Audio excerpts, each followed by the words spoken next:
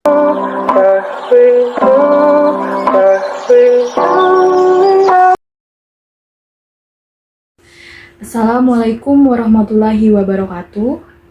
Perkenalkan, nama saya Septrianisa, NIM 2120203068 dari Prodi Manajemen Pendidikan Islam, kelas MPIC 21033.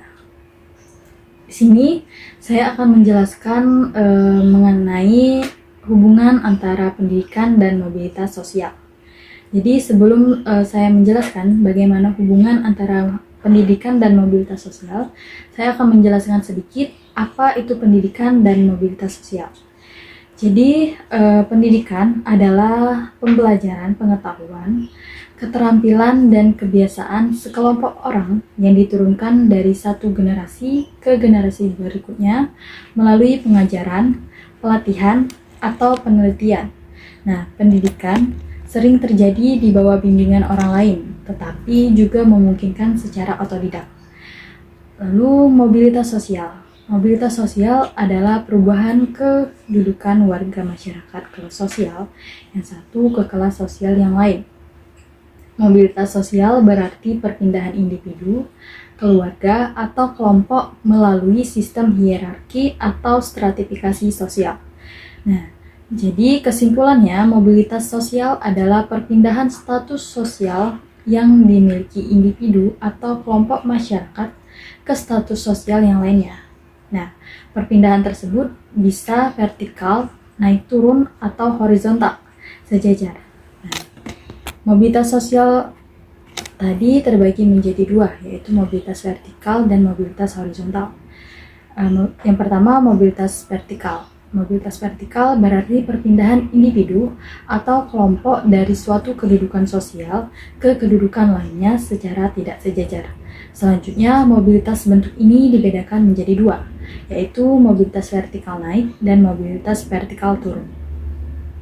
Di mobilitas vertikal naik atau yang biasa disebut social climbing ditandai dengan masuknya individu atau kelompok yang memiliki kedudukan sosial rendah ke kedudukan yang lebih tinggi. Contoh mobilitas vertikal naik adalah kenaikan jabatan, naik jenjang pendidikan, misalnya dari SMP ke SMA, dan tingkat kesehatan yang lebih meningkat.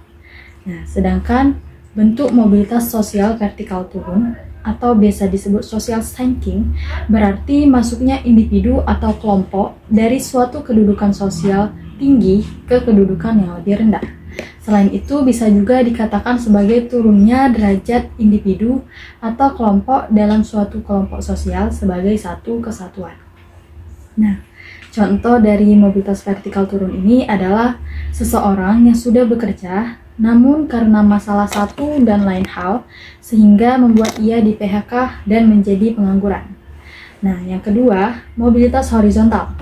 Mobilitas horizontal adalah perpindahan suatu individu atau kelompok ke kelompok sosial lainnya yang sejajar atau sederajat. Jadi tidak ada yang namanya perubahan derajat kedudukan karena derajatnya masih sama atau setara. Nah, apa contoh mobilitas sosial horizontal itu? Nah, jadi begini, kita pernah mendengar ada bidan atau dokter yang dipindah tugaskan dari daerah perkotaan ke pedesaan atau sebaliknya. Nah, bidan atau dokter tersebut mengalami mobilitas horizontal karena tidak mengubah status atau kedudukan sosialnya. Nah, selanjutnya, bagaimana hubungan pendidikan dan mobilitas sosial itu? Jadi, pendidikan dipandang sebagai jalan untuk mencapai kedudukan yang lebih baik di dalam masyarakat. Makin tinggi pendidikan yang diperoleh, makin besar harapan untuk mencapai tujuan itu.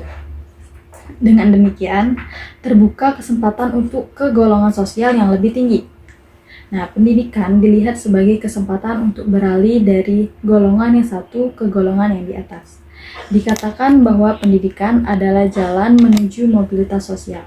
Sehingga apabila ingin mobilitas semakin baik, maka kesempatan memperoleh pendidikan semakin baik dan hasil pendidikan sesuai dengan kebutuhan lapangan pekerjaan.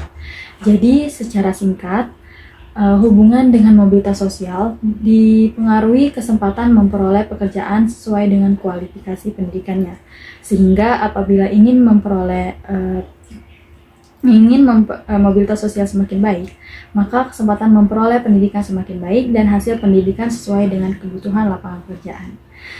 Mungkin itu saja sedikit penyampaian mengenai hubungan antara pendidikan dan mobilitas dari saya. Lebih dan kurangnya saya mohon maaf. Kepada Allah saya mohon ampun. Saya akhiri. Wallahul muwaffiq ila aqwamit thoriq. Wassalamualaikum warahmatullahi wabarakatuh.